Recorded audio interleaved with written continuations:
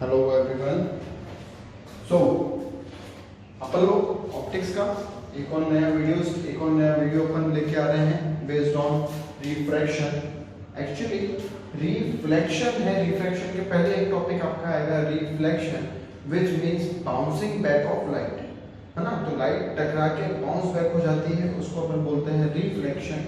लेकिन जैसे कि कोविड-19 की वजह से वो रिफ्लेक्शन वाला पार्ट जो है आपका रिड्यूस हो चुका है और स्फेरिकल मिरर उसके अंदर आते हैं, वो वाला पार्ट भी आपका रिड्यूस हो चुका है ऐसे, क्योंकि वो अपन क्लास 10th में बहुत अच्छे से पढ़ चुके थे, है ना।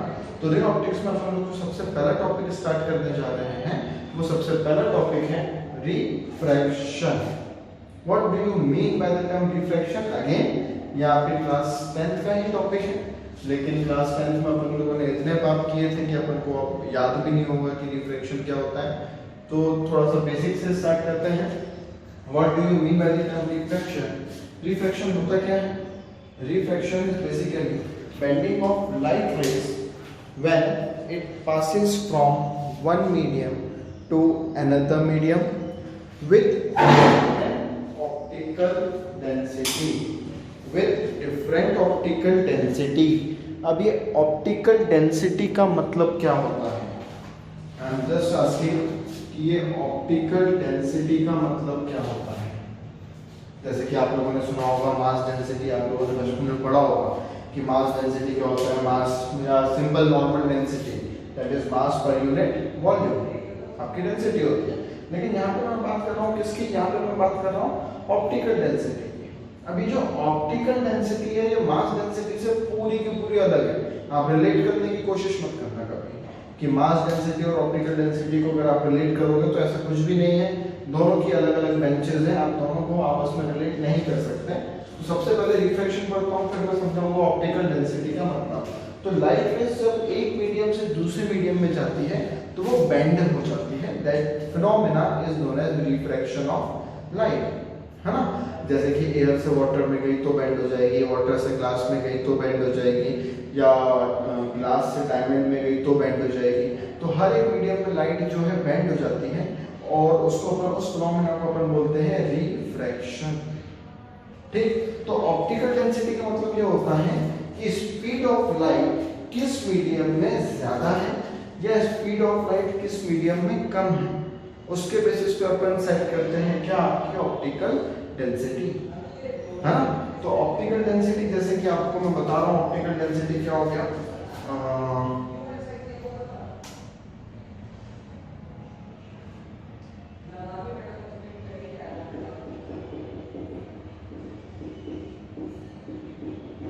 ऑप्टिकल डेंसिटी के बारे में अगर मैं बात करूं, है ना, तो medium in which light travels slower, medium जिसमें लाइट जो है वो धीरे ट्रेवल करती है, उस मीडियम को आप क्या बोलते हो? Optically denser medium. उस मीडियम को आप क्या बोलोगे? Optically denser medium. ऐसा मीडियम जिसमें आपकी जो लाइट है वो धीरे चलती है उसको आप बोलते हो क्या? Optically denser medium. और ऐसा मीडियम जिसमें लाइट जो है वो फास्टर ट्रेवल करे, वो होता है आपका क्या?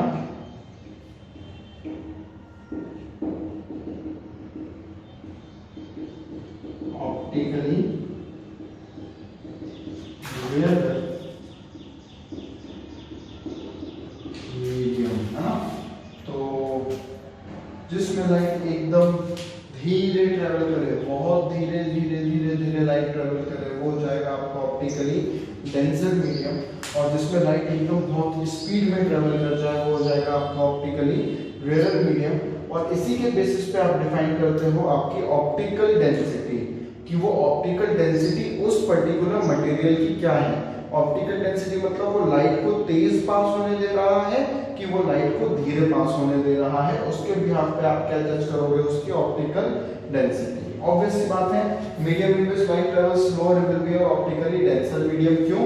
क्योंकि डेंसर मीडियम मतलब पार्टिकल्स जो है एक दूसरे से क्लोजली पैक्ड है, और पार्टिकल्स अगर एक दूसरे से क्लोजली पैक्ड है इसका मतलब लाइट को पास होने की जगह बहुत इजीली नहीं मिल पाएगी, और लाइट को अगर जगह बहुत इजीली नहीं मिल पाएगी तो वो धीरे ट्रेवल करेगा।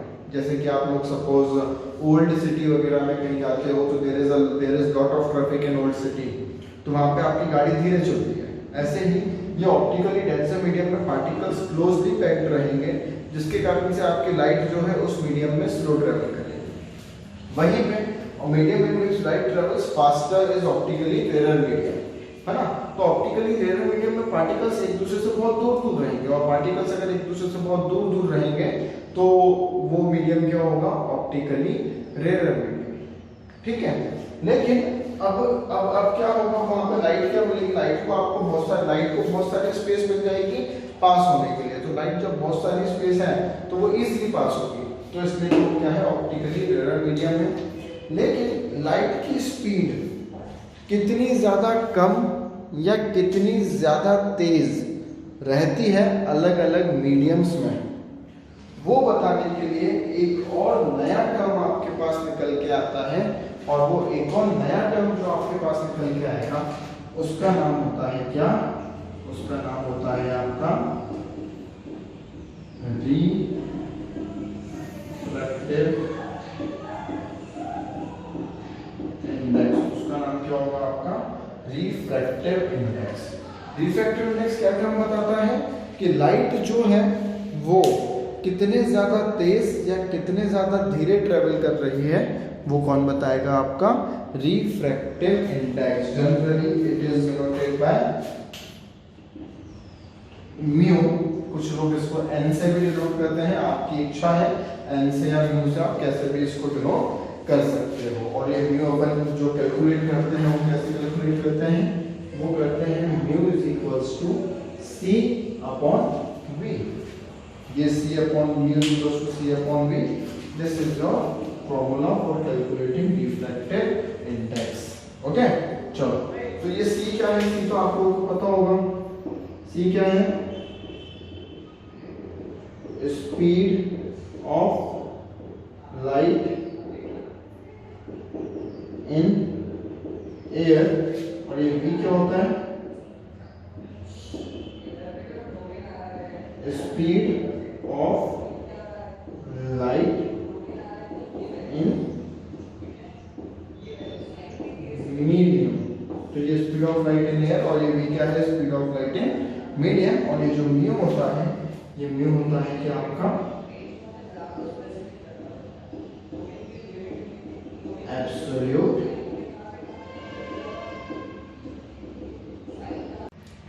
चलो थोड़ा सा और मैं आप लोगों को रिफ्रैक्टिव इंडेक्स का एक फील दिलाता हूँ। क्या है, थ्योरी पार्ट तो अपन पढ़ते रहेंगे, रटते रहेंगे, लेकिन सबसे पहली चीज है कि उसको समझना, कि जब तक आपको वो चीज समझ में नहीं आएगी, जब तक आपको पढ़ने में मजा नहीं आएगा, है ना।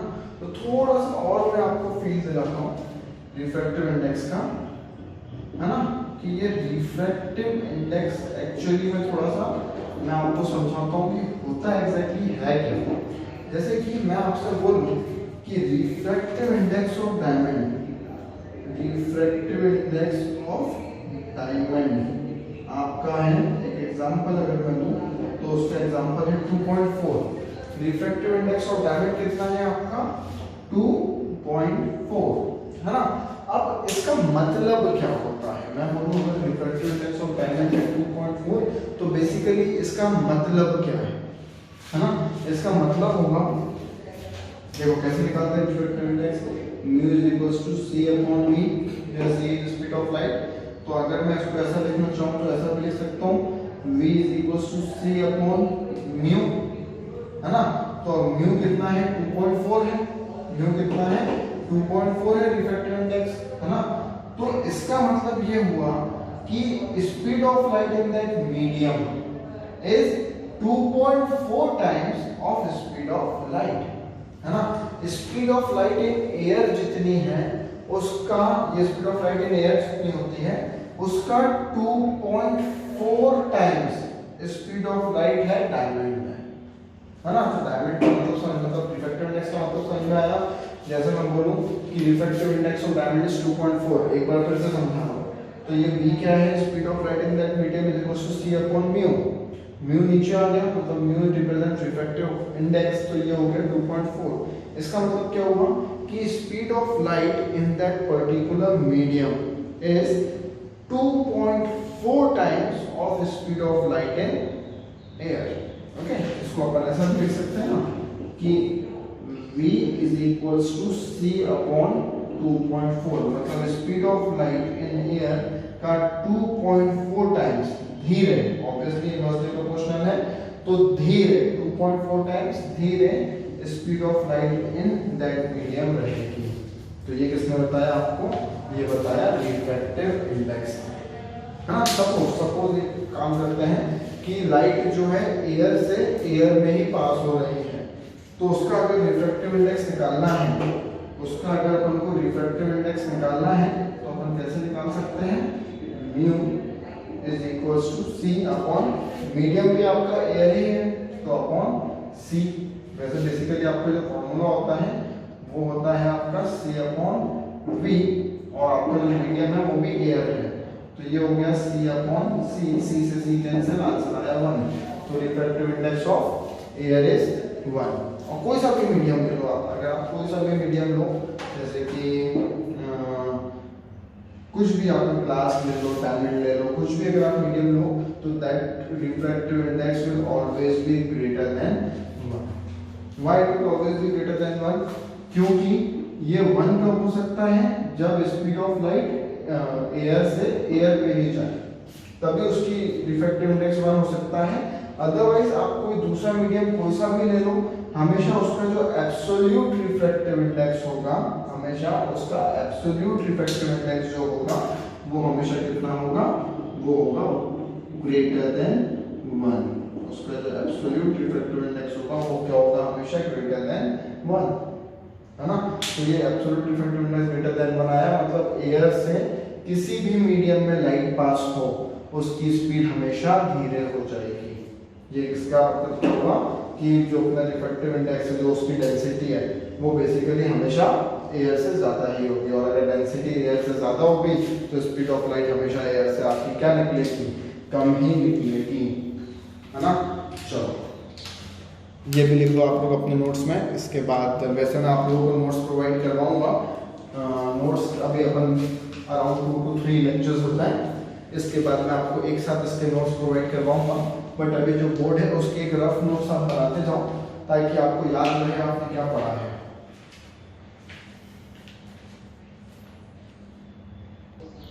अब अपन लोग पढ़ने जा रहे हैं रिफ्रैक्शन के अंदर एक और नया टॉपिक जिसका नाम है बेंडिंग ऑफ लाइट। बेसिकली ये भी आप लोगों ने क्लास 10th में ही पढ़ा हुआ है, लेकिन आप ही के बातों के कारण अपन इसको एक बार फिर से पढ़ेंगे, और इसका मतलब होता है क्या, बेंडिंग ऑफ लाइट।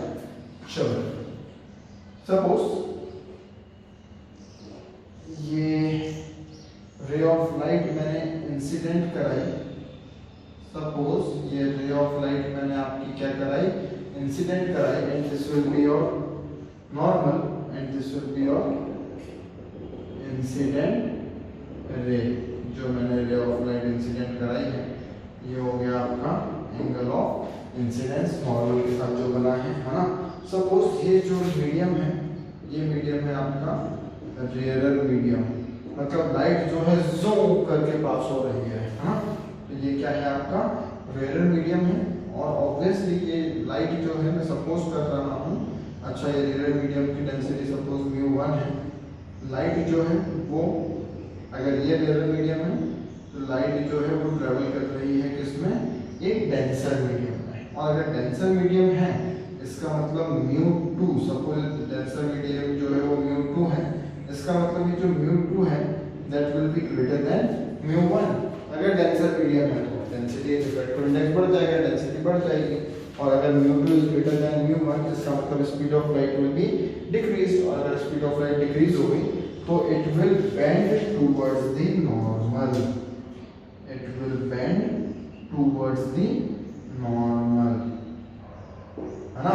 तो जब भी ऐसा होगा, रे ऑफ लाइट रेडर से डेंसर जा रही हैं, तो वो कहाँ हो जाएगी, it will bend towards the normal. चलो, तो सर एक बात बताओ कि ये रे ऑफ लाइट जब आई और टकराई तो स्पीड ऑफ लाइट जो है अलग अलग मीडियम में अलग अलग होती है, तो वो बैंड क्यों हुई, वो धीरे पर निकल जाती, यहाँ बहुत तेज ट्रेवल कर रही तो वैसा में धीरे ट्रेवल कर लेती, उसको बैंड होने की क्या जरूरत थी। तो इसका आंसर आप लोग पढ़ेंगे वेव ऑप्टिक्स में, है ना। इसका आंसर जो है ये वाला क्वेश्चन अपने दिमाग में ध्यान से रखना कि सर जब रेयर मीडियम से डेंसर मीडियम में रे ऑफ लाइट आई तो वो धीरे ट्रेवल हो जाती ना, अगर स्पीड ऑफ लाइट में डिफरेंस आ रहा है तो वो धीरे ट्रेवल करती डेंसर मीडियम में, बैंड होने की क्या जरूरत थी, वो सीधे क्यों नहीं पास हुई। तो इसका आंसर मैं आपको बताऊंगा किसमें, वेव ऑप्टिक्स में। तो अपना नेक्स्ट टॉपिक रहेगा रे ऑप्टिक्स के बाद, है ना। और चलो इसका अगर मैं उल्टा केस लेता हूँ, एक उल्टा केस भी अपन पढ़ के देखते हैं। अब ये वाला जो मीडियम है, ये वाला मीडियम है आपका डेंसर, डेंसर मीडियम U1, एक रे ऑफ लाइट मैंने जो है वो इंसिडेंट कराई, ये आपका नॉर्मल है और ये आपकी इंसिडेंट रे है, तो एक रे ऑफ लाइट मैंने इंसिडेंट कराई, और इंसिडेंट कराने के बाद ये जो mu1 है that will be greater than mu2 y, क्योंकि obviously your next medium will be your rare medium, और जब भी डेंसर मीडियम से रे ऑफ लाइट रेयर मीडियम में जाती है तो it will pass away from the normal, it will pass away from the normal, ठीक है।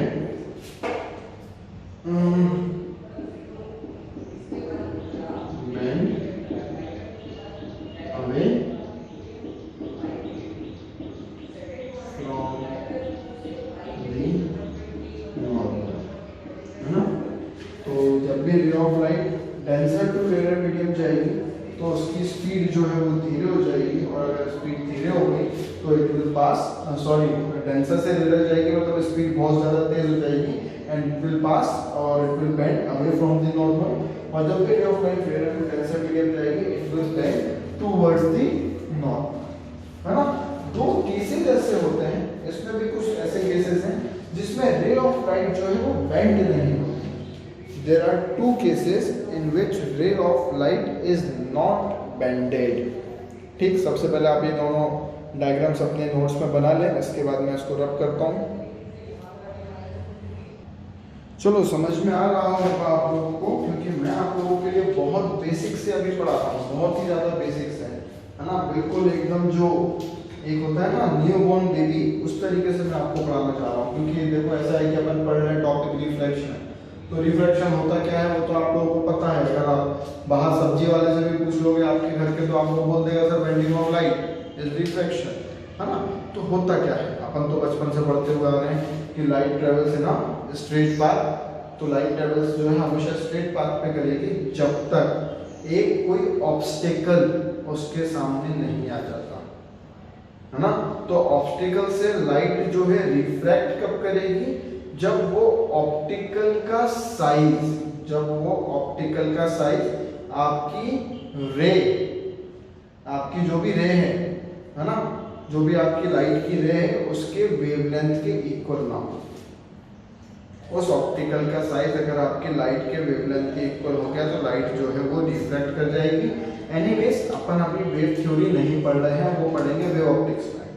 तो अभी तो अपन यही मान के चल रहे हैं भाई साहब कि लाइट जो है वो एक स्ट्रेट पाथ पे ट्रेवल करती है, ठीक है। तो बहुत बेसिक से स्टार्ट कर रहा हूँ, मैं सिर्फ आपको ये बताना चाह रहा था।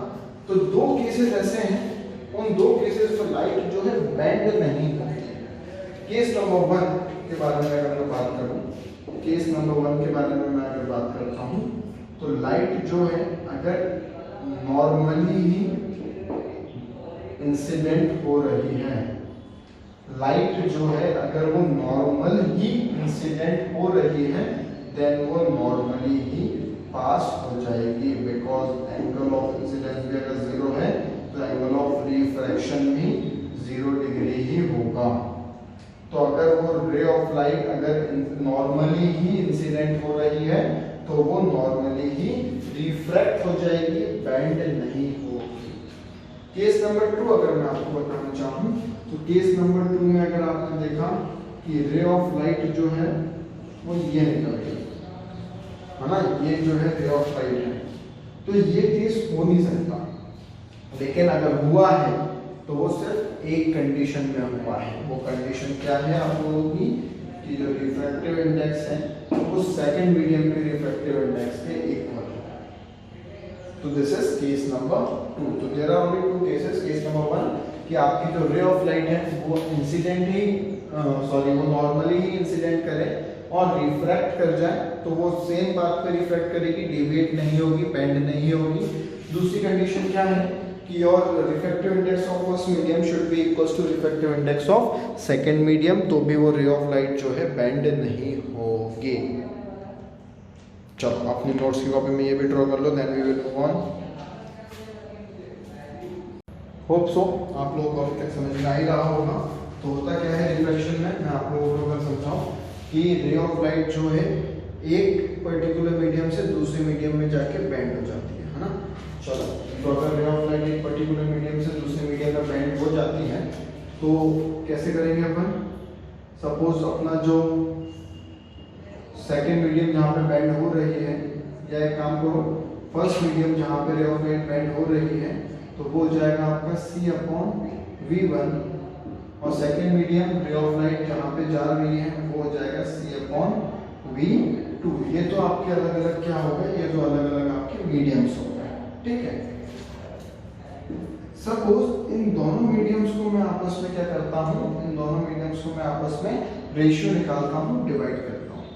इस इक्वेशन को इस इक्वेशन से डिवाइड करूँ तो ये हो जाएगा μ2 by μ1 will be equals to C/V2 C/V1।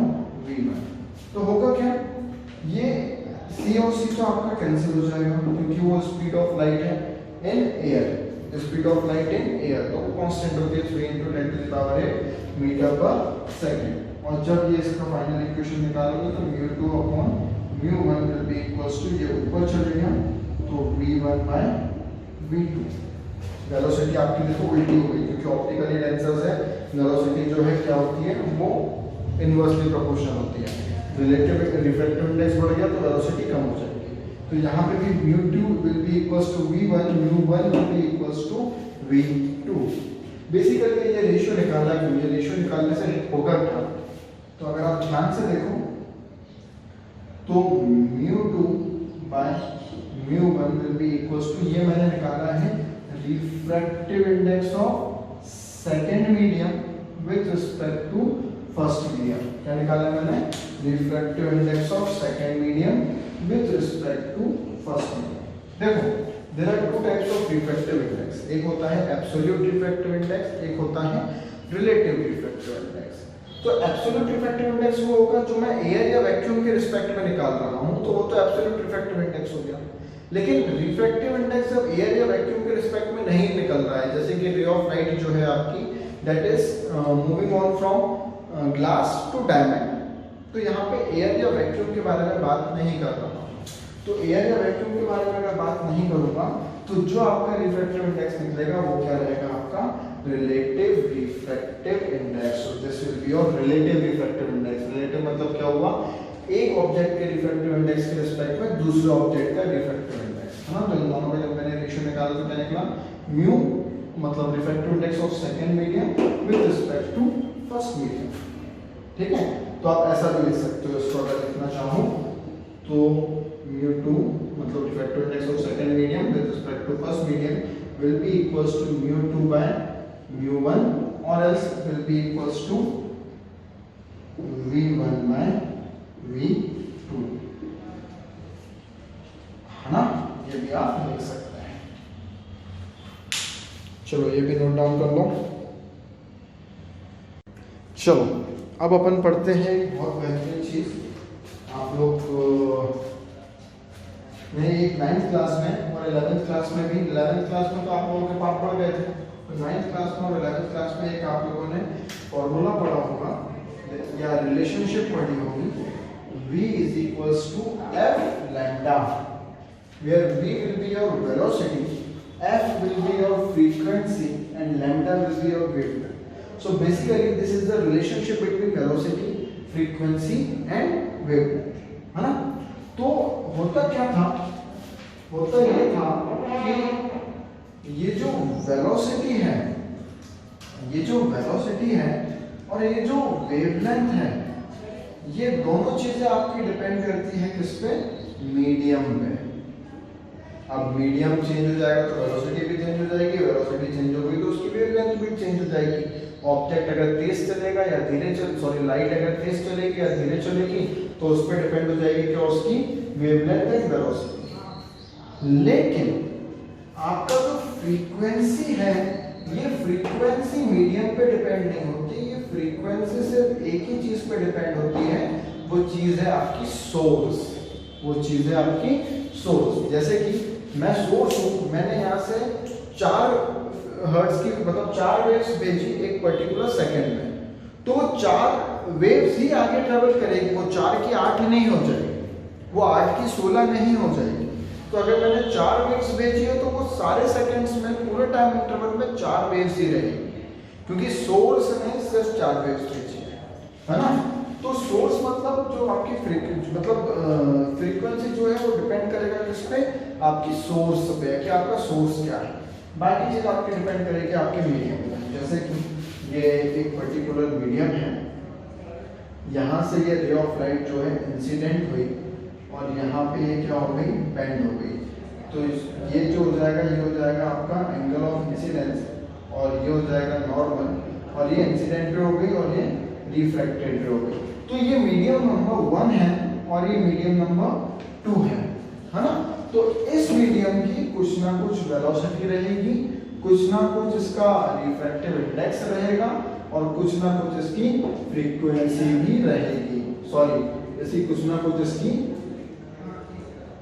Wavelength भी रहेगी। फ्रीक्वेंसी तो यहाँ पे भी सेम रहेगी, यहाँ पे भी सेम रहेगी, क्योंकि लाइट की रेज ही उतनी है। अगर 4 लाइट की रेज है तो पूरी बेंड होने के बाद भी 4 ही रहेंगी, 4 की 2 या 4 की 8 नहीं हो जाएगी। V2 इस पर्टिकुलर मीडियम की कुछ वेलोसिटी रहेगी रे ऑफ लाइट की, इसका पर्टिकुलर रिफ्रैक्टिव इंडेक्स रहेगा और इसकी पर्टिकुलर कुछ ना कुछ वेवलेंथ रहेगी, ठीक है।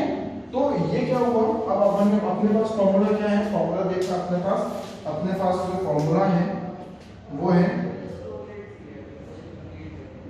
μ2 by μ1 will be equals to v1 by v2। ये उल्टा हो गया है ना, वेलोसिटी इनवर्सली प्रोपोर्शनल होती है, तो इज इक्वल्स टू वेलोसिटी पे डिपेंड करेगा वेवलेंथ, तो λ1/λ2।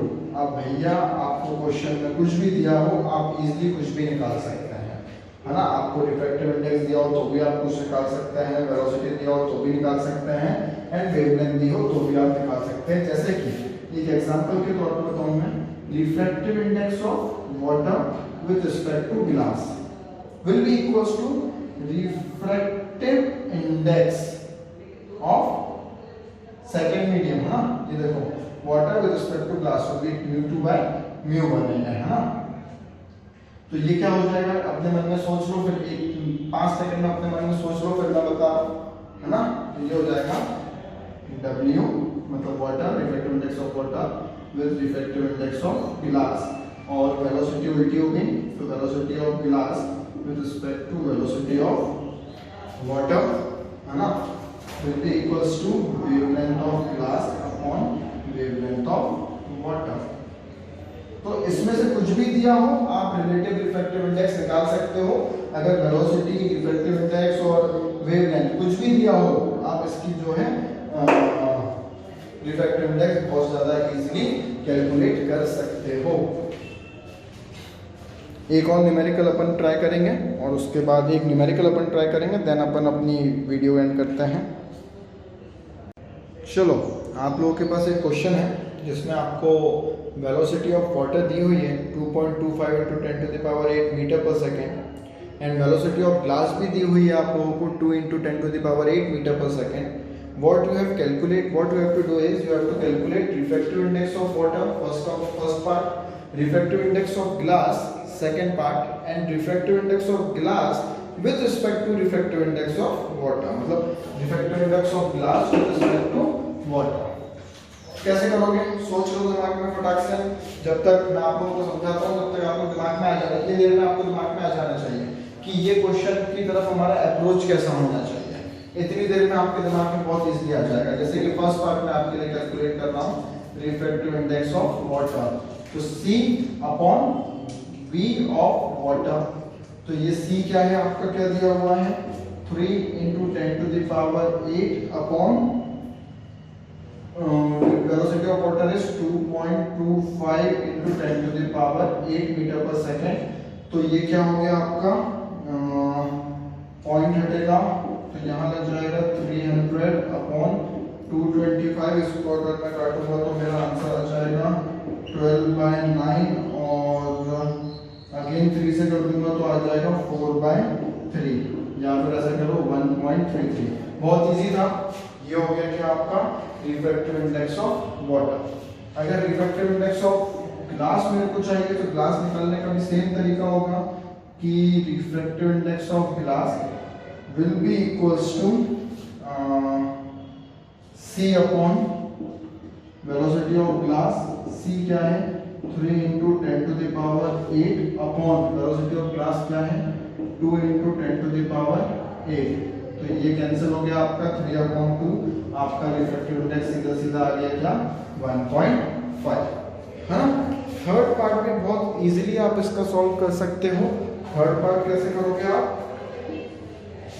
C पार्ट जो है वो निकालना है क्या आपको, refractive index of glass with respect to water.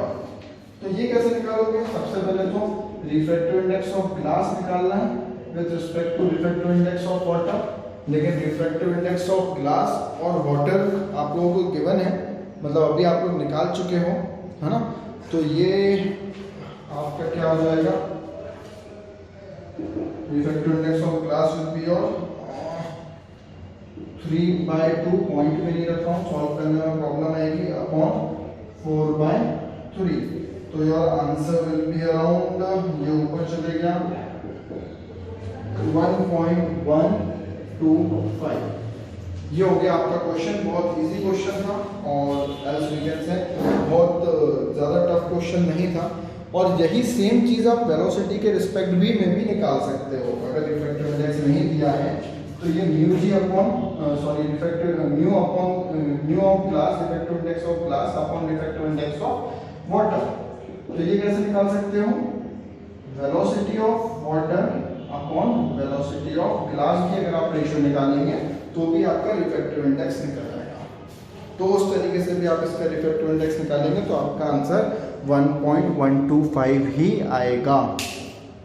Hope आपको समझ में आया होगा। बहुत इजी न्यूमेरिकल था। एक लास्ट न्यूमेरिकल अपन प्रैक्टिस करते हैं, नोट डाउन कर लो ये। चलो एक लास्ट न्यूमेरिकल आप लोगों के सामने मैं पुट अप कर रहा हूँ। बहुत इजी है ये भी।